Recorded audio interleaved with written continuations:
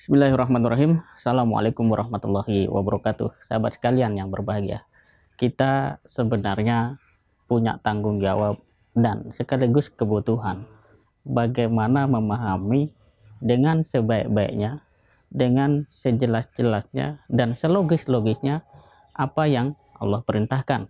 Sekalipun tidak semua bisa dicerna dengan logika manusia pada umumnya, karena memang ada logika nubuah, ada logika ilahiyah dan seterusnya yang itu tidak bisa kita pungkiri memang ada di dalam kehidupan kita.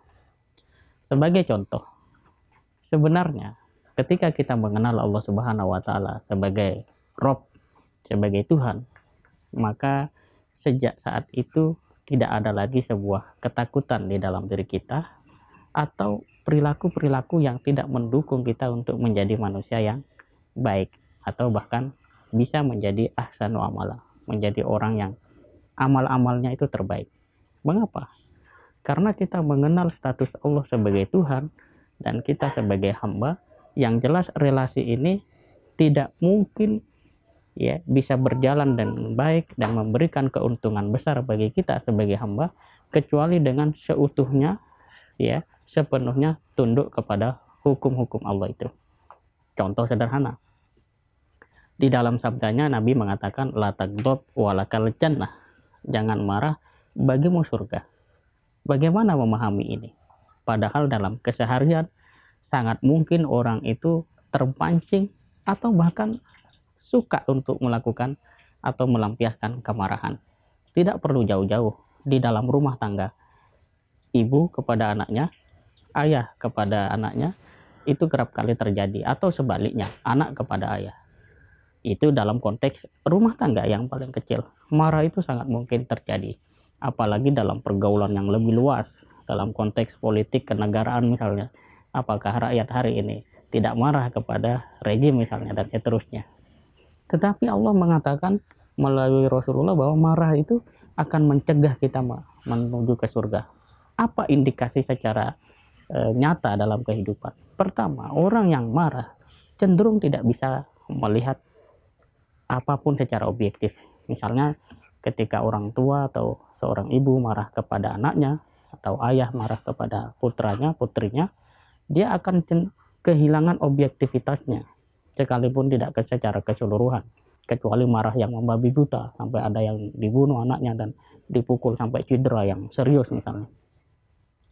Kehilangan objektivitas ini menjadikan orang tua hanya bisa melihat sisi yang dia tidak suka dari anaknya. Padahal yang namanya manusia ada sisi baik, ada sisi positifnya. Dan biasanya orang yang cenderung marah atau mudah marah itu akan sangat sulit memberikan apresiasi kepada anak-anaknya dan seterusnya. Itu juga berlaku dalam konteks perusahaan misalnya, konteks pekerjaan. Pemimpin yang sangat mudah marah itu cenderung akan menyukai orang-orang yang bisa bermuka manis di hadapannya, sekalipun secara profesionalisme, kinerja, mungkin justru sebaliknya. Jadi ini berlaku pada apapun, termasuk anak kepada orang tua, atau katakan bawahan kepada atasan. Ketika bawahan selalu merasa tidak puas dengan keputusan atasannya, maka dia sama dengan mencegah dirinya untuk bisa mengenal Allah lebih baik, dan pada akhirnya ya jalan-jalan untuk dia bisa mengambil hikmah dari kenyataan yang sebenarnya Allah izinkan itu terjadi dan hakikatnya begitu, ya itu akan sangat terhambat sehingga kegelisahan demi kegelisahan yang muncul. Bahkan di dalam surat An-Nur ayat ke-22 itu ketika Abu Bakar bersumpah ya bahwa dia tidak akan lagi membantu keponakannya yang bernama Mistah itu, Allah pun tegur dan Allah mengatakan wal ya'fu wal yasfahu, maka maafkanlah dan berlapang dadalah.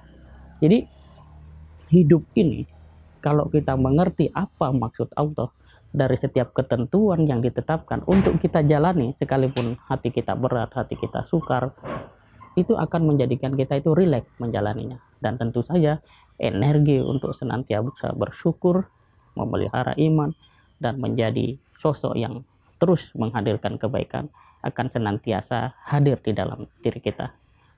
Dan seberapa besar sih ya relevansi atau argumentasi kita bisa diterima untuk marah.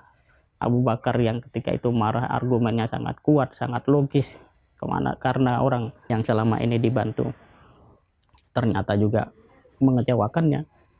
Ya, itu saja Allah tegur, apalagi kalau kemarahan-kemarahan sebatas kekecewaan yang meluap-luap begitu saja. Tetapi apakah marah tidak boleh? Harus, ketika berurusan dengan ajaran Islam. Ketika Allah dan Rasulnya dihinakan, Al-Quran dihinakan, dan seterusnya. Itu wajib.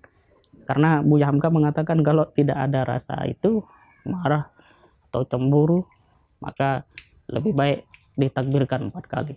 Jadi prinsipnya adalah semakin kita mengenal Allah Subhanahu wa Ta'ala sebagai Rabb kita, maka semakin kita mengerti bahwa kita adalah hamba Allah, dan karena itu tunduk dan patuh kepadanya adalah jalan terbaik untuk mendapatkan kebahagiaan sejati. Inilah makna man arafa nafsahu faqad arafa rabbahu. Siapa yang mengenali dirinya sebagai status hamba, maka dia akan mengenal siapa Allah sebagai Tuhan, sebagai Rabb kita semua. Semoga kita senantiasa dibimbing oleh Allah, senantiasa lebih mengenalnya, sehingga dalam sehari-hari kita semakin mudah untuk tunduk dan patuh kepadanya. Semoga bermanfaat. Assalamualaikum warahmatullahi wabarakatuh.